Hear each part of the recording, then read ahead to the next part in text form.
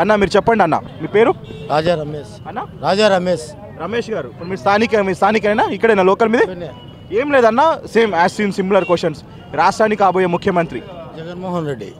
ఎందుకు జగన్మోహన్ రెడ్డి? ఆయనే కావాలి. ఇవన్నీ అబద్ధాలే, నోరు తెరిచాలని అబద్ధాలే, ఒక్కటి కూడా చేయలే. ఏం చేశాడు చెప్పాను?